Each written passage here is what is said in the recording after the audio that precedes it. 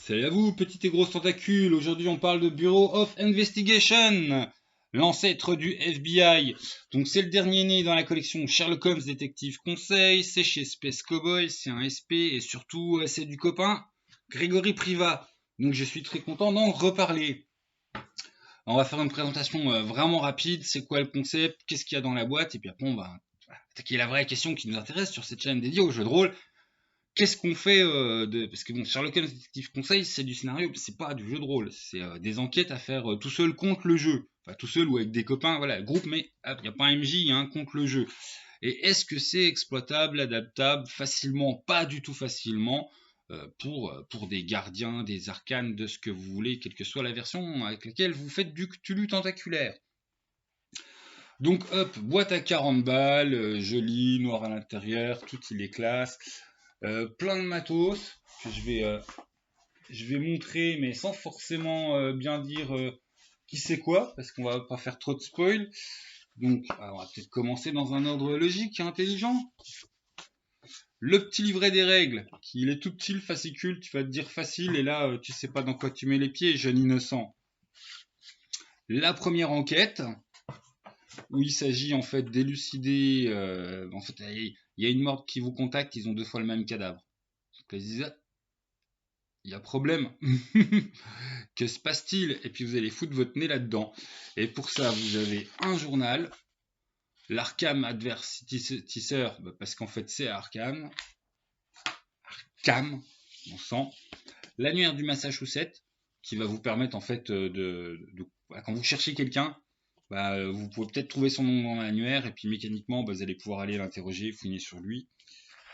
La carte, voilà. La carte d'Arkham, j'ai du mal, hein. Et de l'autre côté, la même pour Boston, parce que c'est pour le scénar d'après. C'est pareil, le Massachusetts, en fait, il sert à la fois, c'est tout Massachusetts, donc il sert à la fois à Arkham et à Boston. Et donc, c'est la première énigme, c'est la plus simple, c'est celle que j'ai réussi les doigts dans le nez. Après, je fais beaucoup moins mon fier. L'expédition, aventure numéro 2. Là, en fait, il s'agit de la disparition d'une grosse statue du genre cthulhien dans un gros musée. Et puis, vous êtes vite envoyé pour enquêter tout ça et puis pour voir s'il n'y a pas des survivants profonds de l'affaire Dismoon qui se cachent derrière tout ça. Et pour y parvenir, vous avez aussi le Boston Evening Globe, le journal de Boston, qui va, comme pour le coup avec Arkham, il y a des indices dans le journal, bien évidemment. Vous avez l'annuaire pour les interrogatoires et vous avez le plan de la ville pour vos déambulations.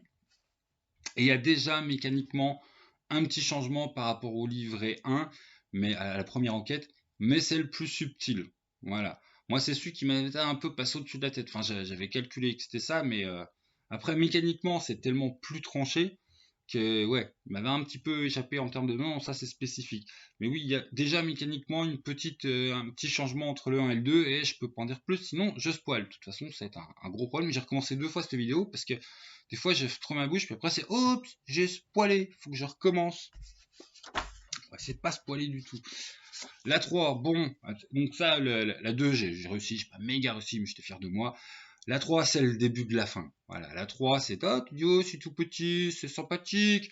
La 3, c'est super compliqué. Dire le pourquoi c'est compliqué et pourquoi c'est super prenant, et c'est clairement le scénario le plus intéressant de tous. Mais enfin, selon mes critères, voilà. Moi, c'est l'enquête où j'ai le plus jubilé. Vous êtes avec un plan d'une maison présidentielle et il faut aller rechercher une petite fille là-dedans. Et vous devez faire vite. Et donc c'est assez, ça met la pression et c'est vraiment de la grosse enquête. Et ce niveau de difficulté 3, tout de suite laissé faire. Moi je me suis cassé les dents bien, quoi. Bien, mais très appréciable et bien difficile. On peut peut-être ranger la 2. La 4, l'affaire Spartacus. Donc c'est celle qui va être la plus simple et la plus jubilatoire pour le côté jeu de rôle, on va le dire clairement, tout simplement parce que tout ça, c'est tout autant ce que vous allez pouvoir utiliser pour y jouer vous en tant qu'enquêteur quand vous jouez au Sherlock Holmes classique, normal, oserais-je dire, Mais il y a 55, hein, il me semble. Ouais, 55 aides de jeu pour vos joueurs. Pourquoi? Parce qu'on est face à une cold case, comme ils disent chez eux. Il y a une histoire de faut identifier le bon prisonnier, parce qu'ils disent tous ah, c'est moi le grand méchant. Vous avez 5 suspects qui ont tous une grosse bonne sale gueule, ils se moustiennent. Et vous avez tous les documents d'époque pour aller trouver c'est qui en fait, voilà. C'est quoi l'embrouille, qui est qui, qu'est-ce qui se passe. Et c'est chaud, voilà, c'est chaud bouillant patate. Par contre, c'est chaud bouillant patate aussi parce que il y a le côté Sherlock Holmes, enfin dans le jeu en fait, tu as tous les documents, puis après tu vas choisir qui c'est que tu vas interroger, voilà, dans un jeu de rôle, enfin ouais, il y a rien qui, ah, je me grille déjà pour la suite. Enfin voilà, en jeu de rôle, le niveau de difficulté va décroître grâce aux possibilités du jeu de rôle, puis du fait que vous n'êtes pas soumis à certaines mécaniques propres à Sherlock Holmes Détective Conseil. Donc un dé qui va être les plus simples, les plus agréables à voilà, adapter, qui donnera le moins de travail au MJ. Et ouais, c'est tout ça, c'est des aides de jeu direct sur la table. Puis toi après, MJ, tu fais les PNJ, puis les 2-3 petites scènes, mais tes joueurs vont être occupés un sacré moment. Ça voilà, c'est l'enveloppe dans l'enveloppe avec les solutions sur 3 pages. On arrive à tout ce qu'il faut que je fasse gaffe à pas montrer au 5. La canonnière. Vous réveillez seul et inconscient quelque part dans un truc qui ressemble à une jungle. Bonne chance. Voilà. Et je peux pas en dire plus sans spoiler comme un gros bâtard. Encore une fois, de nouvelles mécaniques. Il est bien épais. j'allais reparler de jeu de rôle. On voit ça tout de suite après. Et là, vous avez 2 lettres de jeu, mais ouais. On a 2 livrets d'aide de jeu, plus une feuille de, je vous dirai même pas quoi, d'aide de jeu, qui vont avec les mécaniques spéciales des autres enquêtes que je peux pas en parler, sinon je spoil. Fou. Allez. Maintenant, dans le sens contraire, ça adapté, ça va être super simple. La spécificité, c'est que ça va être du un joueur, un MJ. Le côté mécanique spécifique du Sherlock Holmes, vous pourrez complètement vous en passer. Parce que voilà, enfin, vous utiliserez vous pouvez l'utiliser en narration jeu de rôle normal, ça passe nickel. La seule spécificité, c'est que c'est du 1 pour 1. Hop, et je peux pas en dire plus. Oula, pas toucher les fils de caméra. Spartacus, bon, bah, je pense que dès le premier passage, tout le monde l'a compris. Comment dire? De toute façon, à 40 boules, puis on connaît les prix des scénars un peu épais dans le jeu de rôle. Enfin, quelque part, il aurait été à 20 boules dans l'enveloppe. Enfin, on est presque sur une soirée enquête. Tu peux le jouer en mode soirée enquête, comme. Enfin, non, je m'exprime mal. Mais enfin, vos joueurs font leur agent du Bureau of Investigation. Et puis toi, MJ, tu fais le roleplay de tous les autres.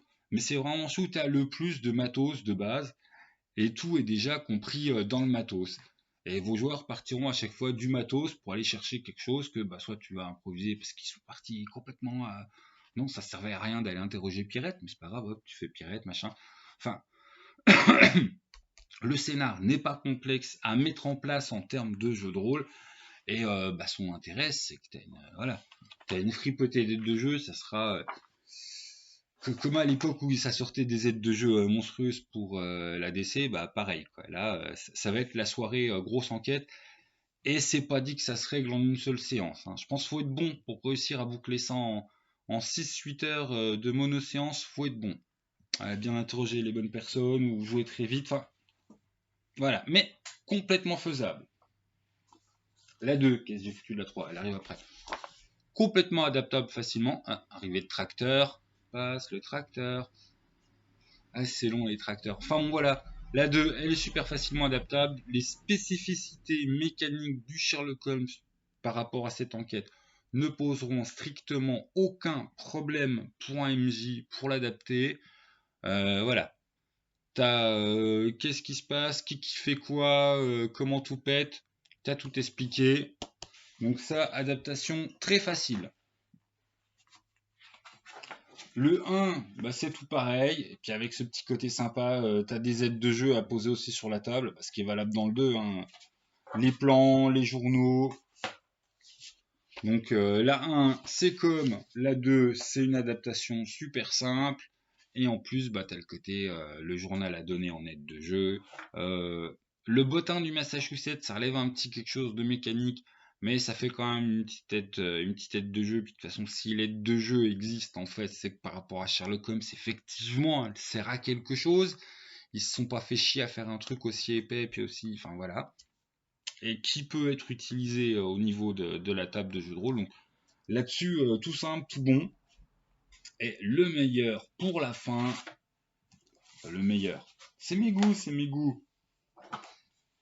La maison du sorcier Tatin, le scénario qui est le plus ambitieux voilà, à adapter. J'avoue qu'on a passé du temps à discuter avec les gens, à dire, ah, avec telle installation, c'est clairement le plus complexe à adapter. Je pense que des MJ vont essayer d'une manière ou d'une autre. À mes yeux, chaud. Chaud. Faudrait vraiment des conditions très spécifiques et puis voilà, une bonne qualité de conditions pour réussir à le faire. Et c'est complètement lié, hein, de toute façon, à ce qui se passe dans le truc. Donc je suis obligé de me bien fermer ma bouche pour pas spoil. Mais à la fois les spécificités Sherlock-Holmesques et les spécificités de l'histoire scénaristique font que pour du jeu de rôle, ça va être chaud patate. Voilà. Ça va être possible. Il y a des pistes, mais à chaque fois, de toute façon, c'est du boulot. C'est clairement c'est du boulot. C'est pas une adaptation simple. C'est de tous, moi, c'est celui qui m'a le plus arraché les cheveux, mais le plus donné de plaisir aussi. C'est mon histoire préférée, mais en termes de jeu de rôle, clairement la plus ardue, à cause de ce qu'elle raconte, de comment elle raconte, des mécaniques propres qui sont très très bien pour un Sherlock Holmes conseil et très innovantes et vraiment une bonne surprise, une belle et bonne surprise, mais qui d'un point de vue jeu de rôle, c'est les plus durs. Voilà, donc autant les 4 autres, je vous dis, allez-y, facile, voire surtout le dossier Spartacus, hein, c'est le scénar pas compliqué à mettre en place pour le MJ, des aides de jeu où voilà, tes joueurs vont passer déjà une, deux, trois bonnes heures à s'arracher les cheveux, à jouer avec des stabilos dans tous les sens, donc c'est voilà, c'est du plaisir facile à leur donner. Et puis oui, soit c'est faisable. La maison, la troisième enquête,